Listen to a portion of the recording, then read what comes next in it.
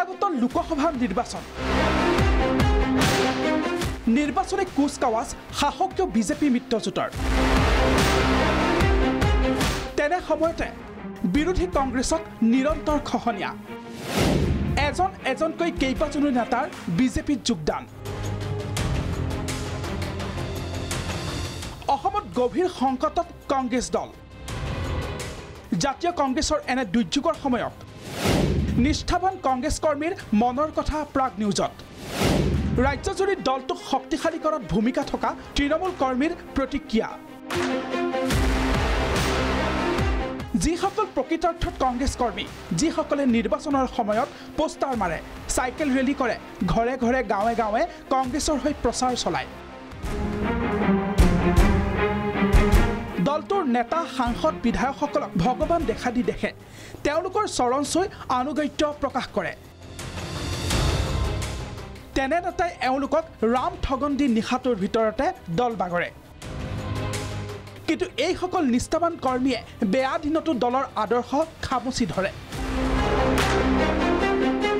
ৰাজ্যৰ ভিন্ন প্ৰান্তত প্ৰাগ নিউজৰ সাংবাদিকৰ আগত কংগ্ৰেছৰ তৃণমূল কৰ্মী তথা সাধাৰণ জনতাই দিয়া প্ৰতিক্ৰিয়াসমূহ আছিল এনেধৰণৰ ৰাণা গোস্বামী বুলি ক'লে আমাৰ মহিলাসকলে আৱেগিক হৈ পৰে হঠাতে উঠি যাব পোৱাৰ কাৰণে আমাৰ বহুত দুখ লাগিছে আজি এসপ্তাহ আগলৈকে তেখেতে বিজেপিক বহুত ধৰণৰ গালি পাৰি আছিলে কিবা কিবি কৰিছিলে তেখেতে কিয় গ'ল তেখেতক চবেই ভাল পাইছিল আমিও ভাল পাইছিলোঁ আৰু তেখেতে যেনেকৈ বাগৰি যোৱাতকৈ তাহানিকে একেবাৰে ৰাজনীতিটো ত্যাগ কৰাই ভাল আছিল গোটেই যোগদান কৰা নেতাংকৰ অধিক সংখ্যকে যোৱা 15 বছৰ কংগ্ৰেছৰ ভাল দিনত ৰাজভোগ মানে ভোগ কৰি এতিয়া বিভিন্ন ভয় ভাবুকীয়া প্ৰলোভনত গুচি গৈছে গতিকে তৃণমূল কৰ্মীসকল বেছিয়ে জেদি হৈছে যিসকলে যোৱা সময়ছোৱাত আমাৰ কংগ্ৰেছৰ তৃণমূল কৰ্মীসকলক ডমিনেট কৰি ৰাখিছিল তেওঁলোকে নিজৰ প্ৰতিভা আৰু দক্ষতা প্ৰকাশৰ সুযোগ পোৱা নাছিল এইসকল নেতাৰ ফলত গতিকে তেওঁলোকে নিজৰ যিটো ৰাজনৈতিক অভিজ্ঞতাৰ দক্ষতা তৃণমূল কৰ্মীসকলে দক্ষতা প্ৰকাশ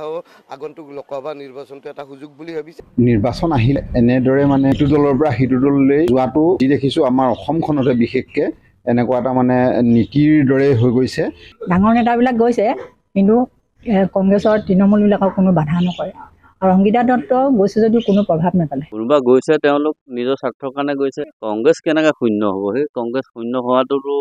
কোনো কথাই নহয় যিসকলে নিজৰ স্বাৰ্থৰ কাৰণে দল সলনি কৰে তেখেতসকলে সাধাৰণ কৰ্মীসকলৰ পৰা শিকাটো বহুত জৰুৰী এনেকুৱা নেতাবিলাকক সাধাৰণতে তেওঁলোকৰ সমষ্টিবিলাকত গ'লে যে আমাৰ যিখিনি অতি হাড়ে হেমুজে লাগি থকা তৃণমূলৰ কৰ্মী তেওঁলোকে আক্ৰমণ নকৰে কিয় তেওঁলোকক এনেকুৱা ধৰণে কথাৰে আক্ৰমণ কৰিব লাগে যে যাতে তেওঁলোক কোনোদিন দ্বিতীয়বাৰ নেতা হিচাপে মুখ উলিয়াবলৈ সাহস নকৰে যিসকল পুৰণি কংগ্ৰেছী আছে যিসকলে এতিয়াও অন্য দললৈ যাবলৈ এতিয়াও ঠেং দাঙি আছে সেইসকলক আমি অনুৰোধ জনাইছোঁ যে অতি শীঘ্ৰে তেওঁলোকে নাম প্ৰকাশ কৰি তেওঁলোকে নিজে অন্য দললৈ গুচি যাওক কংগ্ৰেছৰ কোনো কৰ্মী যোৱা নাই কংগ্ৰেছ নেতাসকলে গৈছে আৰু কৰ্মী যোৱা নাই আৰু আশা কৰোঁ আমি কৰ্মীসকলে কেতিয়াও হতাশ নহ'ব তেওঁলোকৰ দললৈ নি দৃষ্টিটো তাতেই সীমাবদ্ধ ৰাখিব বিচাৰিছে গতিকেলৈ ই এটা চৰকাৰৰ ষড়যন্ত্ৰ এটা চৰকাৰৰ সম্পূৰ্ণ ষড়যন্ত্ৰ নেতা আৰু যদি দলৰ পৰা দুজন যাবলৈ আছে আমিতো সোনকালে যাব লাগে সিহঁতে যিখিনি মানুহ গৈছে তাৰ কাৰণে আমাৰ কোনো দলৰ ক্ষতি নহয় ব্যুৰো ৰিপৰ্ট প্ৰাগ নিউজ